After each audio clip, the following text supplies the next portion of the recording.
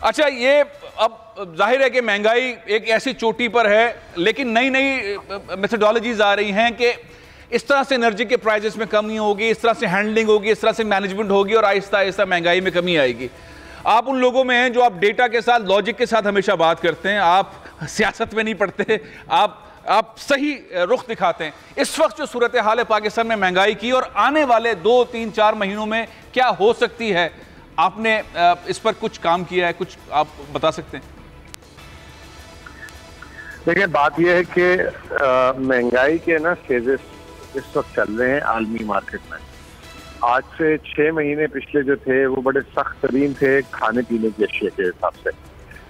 जैसे palm oil तेजी से बढ़ रहा था, गंदम, चीनी वगैरह ये तमाम चीज़ों की कीमतें बढ़।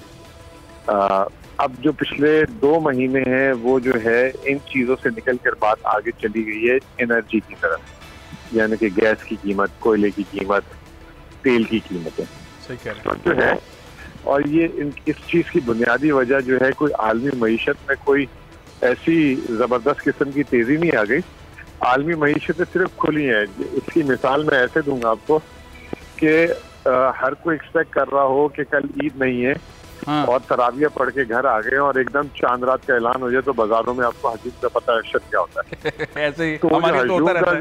वो तो यही समझ लें कि एक तरीके से जो है बाजार खुले हैं, दुनिया खुली है, तो उस हिसाब से जो है तैयारी नहीं थी, तो हर चीज का रश लग गया हर जगह, तो उसकी वजह से महंगाई हो गई।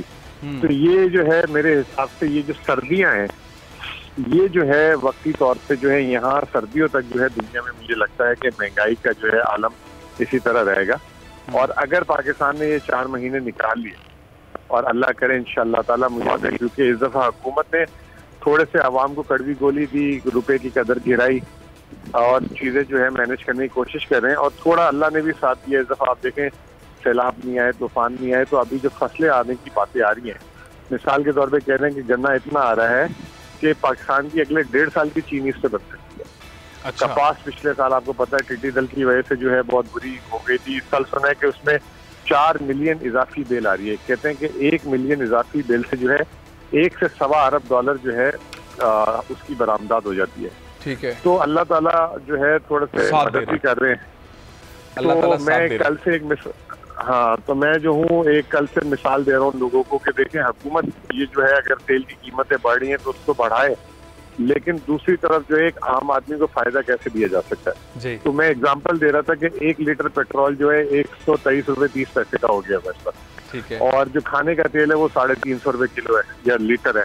ठीक है। अगर हुकूमत जो है, एक गरीब आदमी जो है एक दिन में अगर उसके घर स्कूटर है तो 1 लीटर पेट्रोल डलाता होगा, लेकिन उसके अगर कम से कम आधा लीटर या 1 लीटर खाने का तेल इस्तेमाल होता है। अगर हुकूमत उस 350 रुपए की जो ड्यूटी कम करके 40 से 50 रुपए का अगर उसको फायदा दे दे या कमी कर दे, तो वो जो आम आदमी है 123 रुपए 4 रुपए लीटर फालतू पेट्रोल में देने के लिए तैयार हो जाएगा।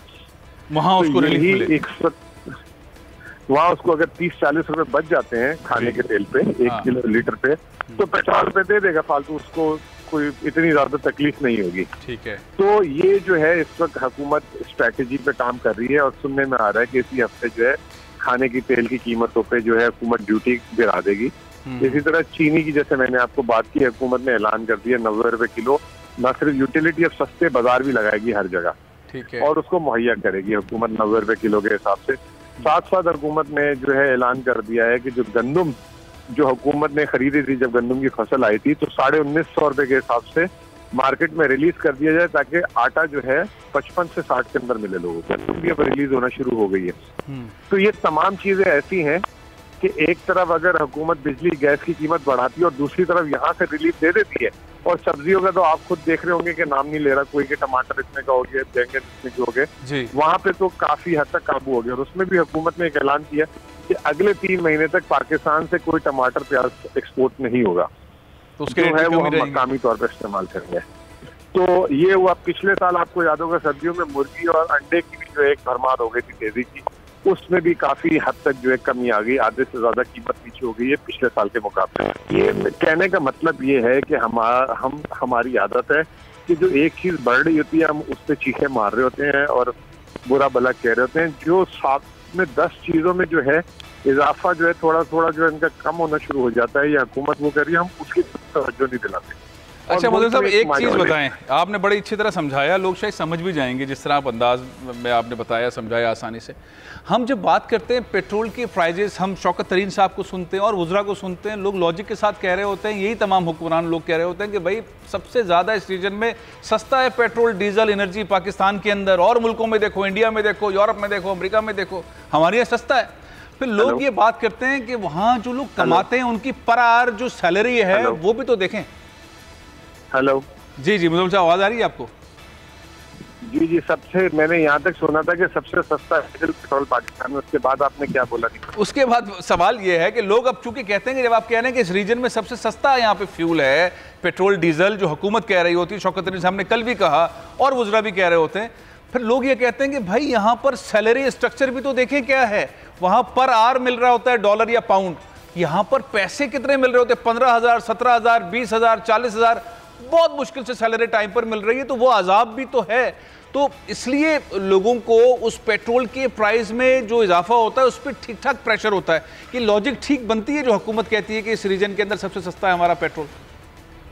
देखिए, मैंने फैसल भाई इसमें एक बात कल भी कही, जो चीज़ आपके मुल्क में पैदा होती है वो सस्ती, जो चीज़ आपके मुल्क में पैदा नहीं होती वो महंगी मिलती है। अब मैंने एक मिसाल दी थी कि आम की मिसाल ले लें कि हम जब आम का मौसम आता है तो 100-125 रुपए किलो लेते हैं, ठीक है।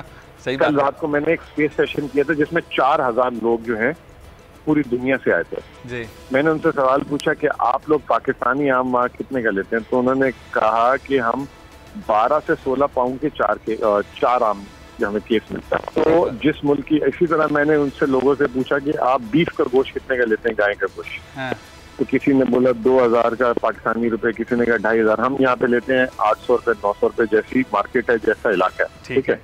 तो जिस मुल्क में जो पैदावार होती है उस वो वहाँ पर सस्ता होता है वहाँ पर। हाँ, अनफॉर्चुनेटली तेल हमारे मुल्क में पैदा नहीं होता और उसको हम कैसे सस्ता कर सकते हैं, कैसे तो ये लोग। अच्छा, आखिरी चीज बताइए, आपसे मैंने एक नहीं बहुत अच्छी तरह समझा दिया। आखिरी चीज बताइए, हमें सब्र कितना करना है, इस माहौल में कितना चलना है? आपने कहा सर्दी 4 महीने की, तो 4 महीने में चीजें बेहतर हो जाएंगी 4 महीने के बाद? हेलो, आपकी आवाज चली जी मुजम्मिल साहब, मैं कह रहा हूँ ये 4 महीने के बाद सूरत हाल आपके ख्याल में बेहतर हो जाएगी महंगाई की?